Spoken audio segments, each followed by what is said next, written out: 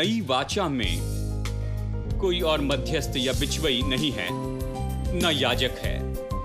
Bible कहती है कि तुम राजपदधारी याजक हो।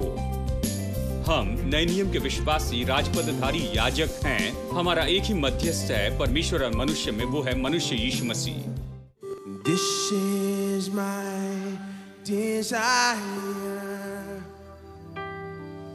to honor you,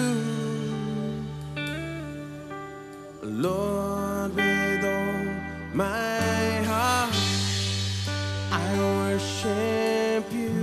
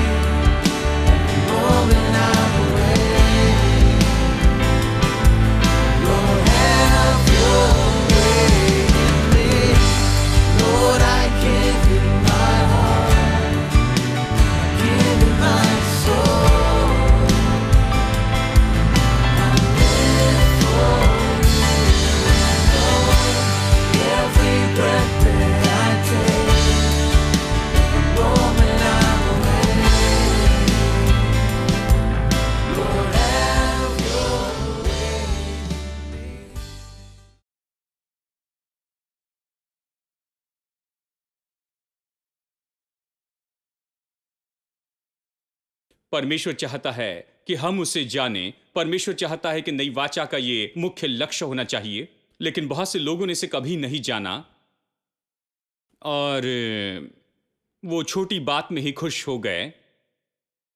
कई बार आप इस बात को देखेंगे, जानते हैं कि वो खुश है छोटी बातों में बहुत से तरीके से, और कुछ लोगों ने, जानते हैं, उन्होंने लिया कुछ किसी तरह से कोई गलत शिक्षा या गलत थियोलॉजी, जहां उन्होंने निर्णय लिया कि परमेश्वर का ज्ञान तो बस उद्धार में उसे जानना ही है, उसे उद्धारक के रूप में जाने, बस यही। उद्धारक के रूप में जानने के बाद जानने के लिए कुछ नहीं है, और फिर मरकर स्वर्ग में जाए। उन्होंने उद्धार को घटा दिया छोटी सी थियोलॉजी में और छोटे विश्वास में। मरने के बाद ये अच्छा है, मरने के बाद आप स्वर्ग में जाएंगे, स्वर्ग के योग्य होते हैं, अच्छा है कि उद्धार के बारे में जान ले। वो सब इसी के बारे में कहते हैं। नहीं, नई वाचा तो हमें मसीह के साथ एकता में लेकर आती है, ये बात सच है, लेकिन नई वाचा का मुख्य लक्ष्य तो यह है कि आप प्रतिदिन परमेश्वर के ज्ञान में बढ़ते चले जाए। पौलुस इसके बारे में बार बार कहता है कि उसे जानते हुए बढ़ते जाओ और उसे पूरी तरह से जानते चले जाओ। यह नई वाचा का लक्ष्य है। लेकिन कुछ लोग छोटे में संतुष्ट है, वो उद्धारक रूप में जानते हैं, फिर कहते हैं कि हम स्वर्ग में जाएंगे, अब कुछ नहीं जानते हैं, सब कुछ हम वहीं पर जान लेंगे। इस तरह से वो इसे देखते हैं। और दूसरे लोग, उन्होंने निर्णय लिया है कि परमेश्वर को जानने के लिए अलग खास ग्रुप का सदस्य होना होगा। वो सोचते हैं, उन्हें लगता है कि आपको बहुत ही विशेष आत्मिक व्यक्ति होना होगा, जहां दाढ़ी बढ़ानी होगी, खास कपड़े पहनने होंगे और शहर के बाहर जाना होगा, पत्नी बच्चों को छोड़कर, माता पिता भाई बहनों को छोड़कर, परिवार को छोड़कर दूर चले जाएं, खुद को अलग करें, भटकते रहें, जानते हैं, या शायद पागल हो जाएं। चाहे जो भी कहें, अपने घर से दूर चले जाए, सारी चीजों से दूर हो जाए, दूर चले जाए। यही उनका उद्देश्य है, सारी चीजों से दूर चले जाए। बस कहीं दूर चले जाए, जंगल में चले जाए, खाली जगह पर चले जाएं और बस पत्ते और फल खाते रहें और परमेश्वर के ऊपर मनन करें, काम पर न जाए, परिवार की देखभाल न करें। बहुत से लोग ऐसे हैं क्योंकि वो सच में विश्वास करते हैं, ये उनका विश्वास है कि परमेश्वर को जानने के लिए, उसका ज्ञान हासिल करने के लिए ये करना होगा। लेकिन बाइबल ये नहीं सिखाती। परमेश्वर के ज्ञान के बारे में बाइबल कहीं भी ये नहीं सिखाती विश्वासियों को ये नहीं करना है। मैं इसलिए कह रहा हूं क्योंकि बहुत सी बार विश्वासी लोग इसे कर बैठते हैं। जानते हैं, बाइबल ये नहीं सिखाती। उदाहरण के लिए बाइबल कहती है, चलिए सबसे अच्छा उदाहरण देता हूं, अब्राहम परमेश्वर का मित्र था, इस तरह से बाइबल कहती है। ठीक है, अब्राहम परमेश्वर का मित्र था, मतलब वो प्रभु को जानता था, परमेश्वर उसका मित्र था, अब्राहम परमेश्वर का मित्र था। लेकिन अब्राहम सच में कैसा था? वैसा ही कोई मुसाफिर या कोई भटका हुआ व्यक्ति नहीं था। वो मानो जैसे रेगिस्तान का कोई बड़ा शेख था। जानते हैं, वो बड़ा व्यक्ति था। जानते हैं, मैं एक बार पढ़ रहा था उस बाइबल के बारे में जो बाइबल के एक विद्वान ने बताया था, और एक वचन के भाग में जो वो अब्राहम के बारे में कहता है, वो खास करके बताते हैं अब्राहम के रहने की जगह के बारे में विशेष नोट में, क्योंकि लोग कहते हैं अब्राहम तंबू में रहता था और बहुत से लोग सोचते हैं वो बेचारा जिंदगी भर वहां पर झोपड़ी में रहा।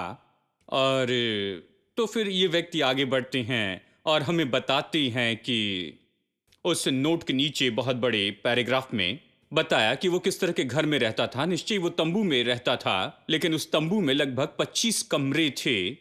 वो महल जैसे तंबू था, और कहिए कि उसके इस बहुत बड़े बंगले जो कि उसने एक तंबू से बनाया था, उसके आसपास ऐसे तंबू थे जहां पर उसके 300 से भी ज्यादा सेवक वहां पर रहते थे। और उन दिनों में 300 सेवक से भी ज्यादा सेवक हैं तो बिल गेट्स से भी बेहतर हैं, या वॉर और बफेट से।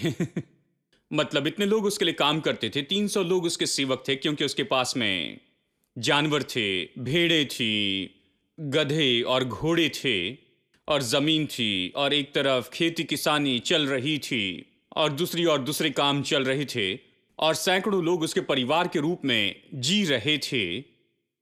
मतलब मुझे पता नहीं, वो रविवार के दिन शायद उन सबको इकट्ठा करके चर्च लगा देता था वहीं अपने घर में ही।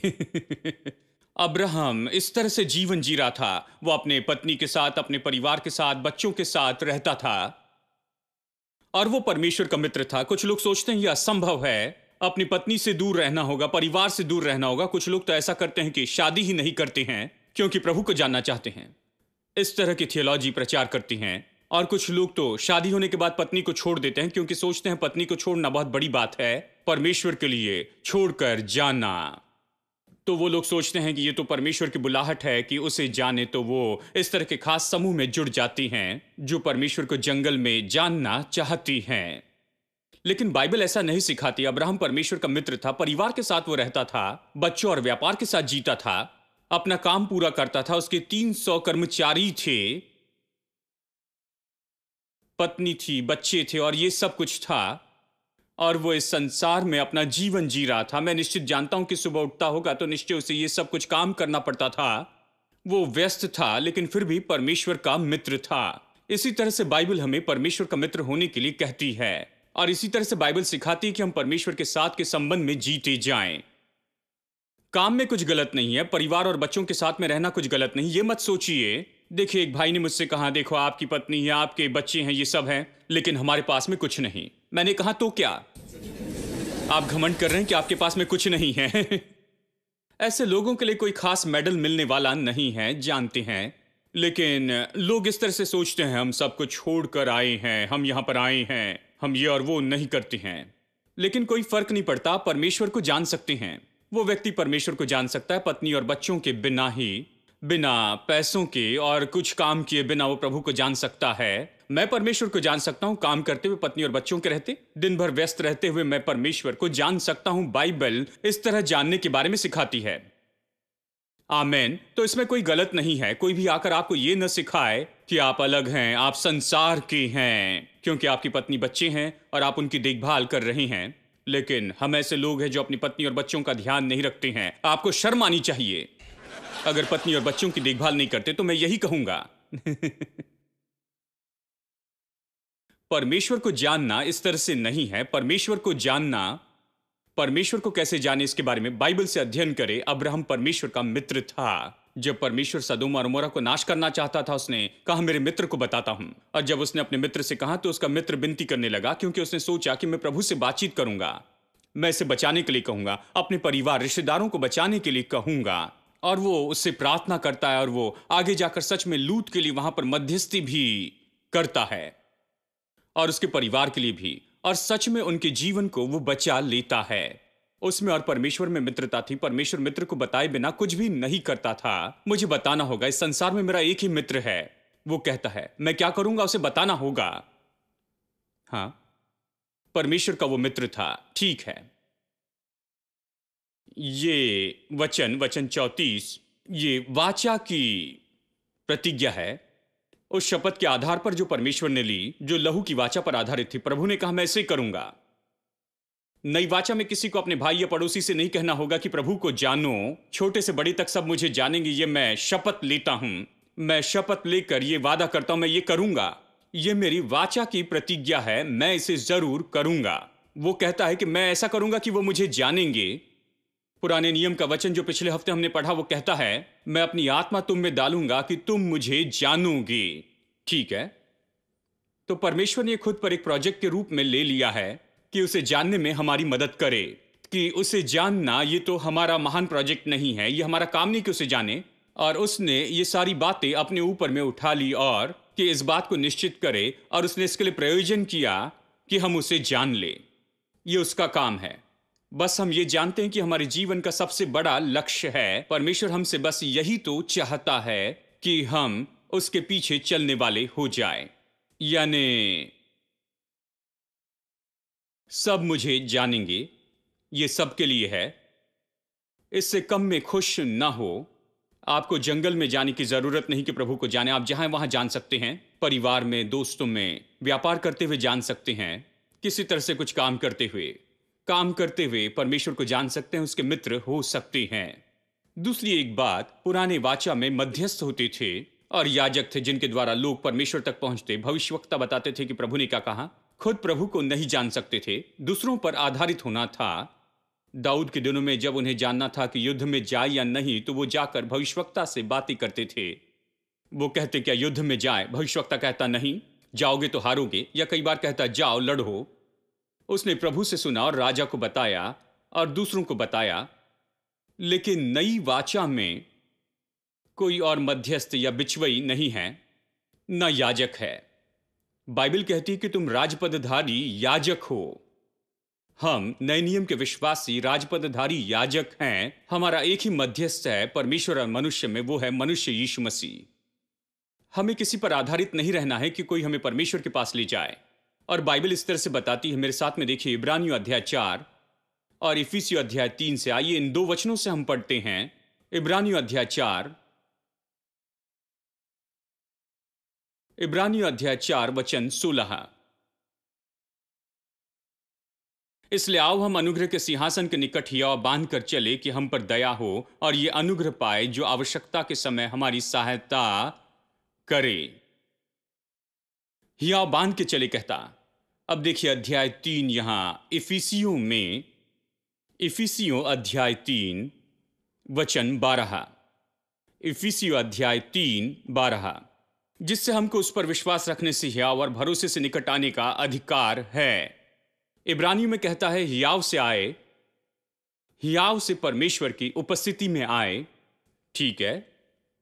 4:16 में अनुग्रह के सिंहासन के पास की दया पाए। और यहां पर 3 यानी इफिसियों 3:12 कहता है उस पर विश्वास रखने से हियाव और भरोसे से निकट आने का अधिकार है। दोनों वचन हियाव के बारे में कहते हैं कि प्रभु के पास में आए।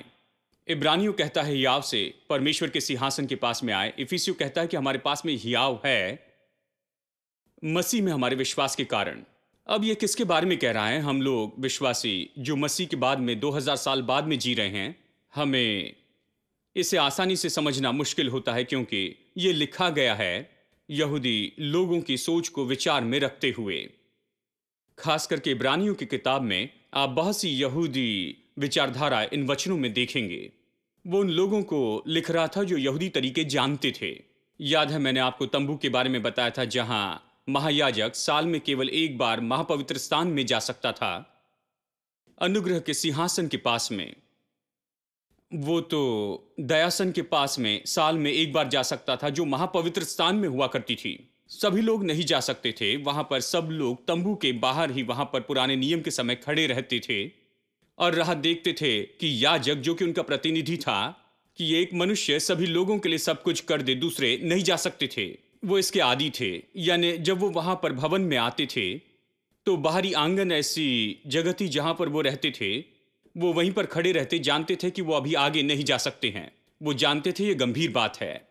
अब उन लोगों को ये वचन इस तरह से ये बताता है कि अभी हियाव से आओ, वहीं पर मत रुको, वहीं पर नहीं रहना, हिचकिचाना नहीं, डरना नहीं।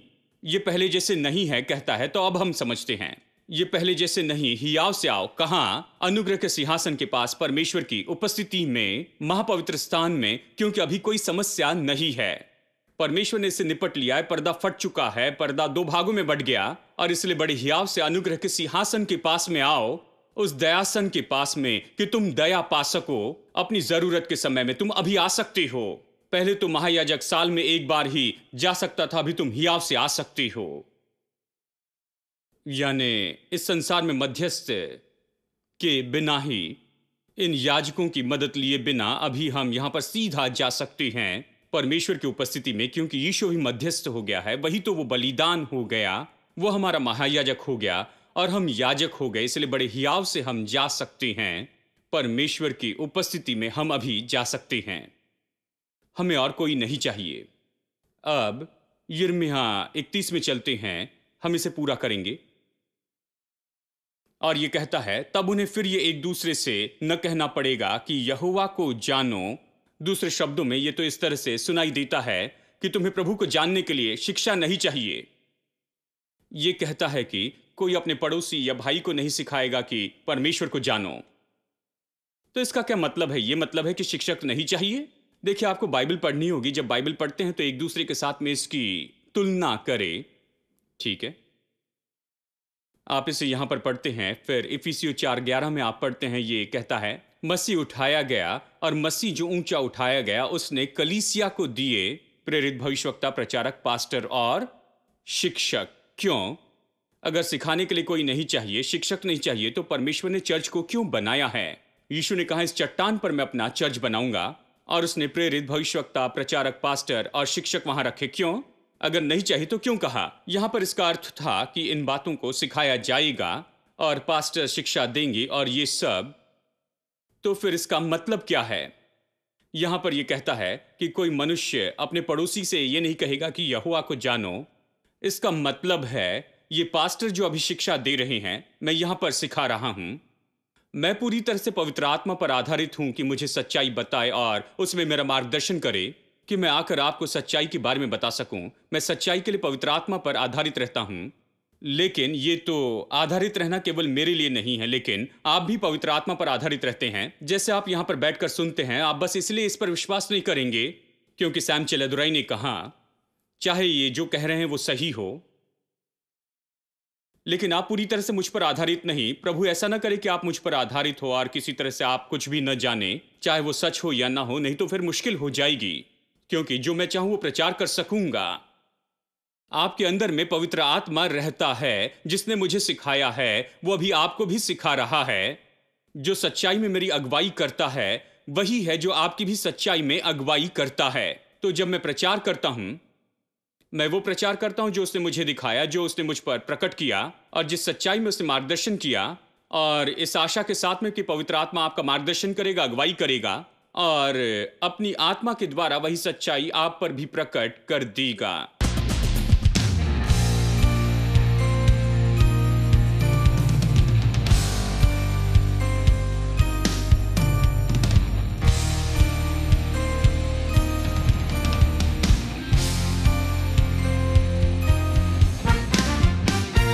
Every praise is to our God. Every word of worship with one accord. Every praise is to our God. Sing hallelujah to our God. Glory, hallelujah is to our God. Every praise is to our God. Come on, everybody. Every praise is to our God. Every word of worship with one accord. Every praise is to our God. Sing hallelujah to our God. Glory, hallelujah is to our God. Every praise is to our God. Every praise is to our God. Every word of worship with one accord. Every praise is to our God. Sing hallelujah to our God. Glory, hallelujah is due our God. Every praise is to our God. Every praise is to our God. Every word of worship with one accord. Every praise is to our God. Sing hallelujah to our God. Glory, hallelujah is due our God. Every praise is to our God. God my Savior, God my healer, God my deliverer. Yes, He is. Yes, He is. God my Savior, God my healer, God my deliverer. Yes, He is. Yes, He is. God my Savior, God my healer, God my deliverer. Yes, He is. Yes, He is. God my Savior, God my healer, God my deliverer. Yes, He is. Yes, He is. Yes, He is. Yes, He is.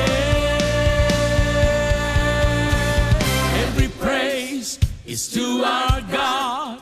Every word of worship with one accord. Every praise is to our God. Sing hallelujah to our God. Glory, hallelujah is to our God.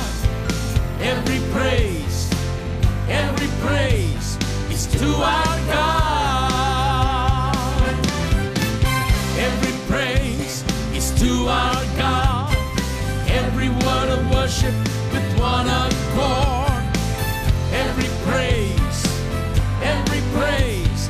to our God. Sing hallelujah to our God. Glory, hallelujah is due our God.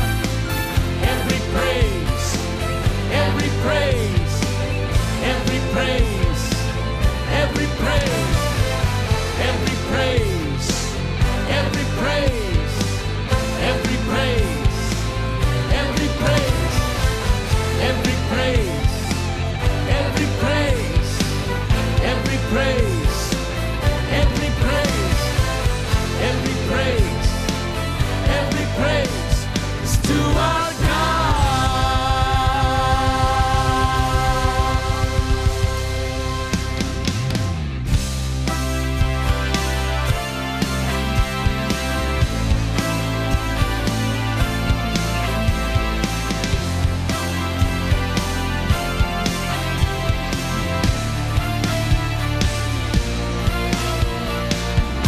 God my Savior, God my healer, God my deliverer. Yes, He is. Yes, He is. God my Savior, God my healer, God my deliverer. Yes, He is. Yes, He is.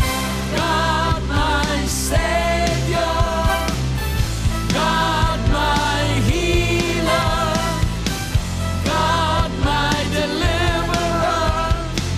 Yes, He is. Yes, He is. Yes, He is. Yes, He is. Every praise is to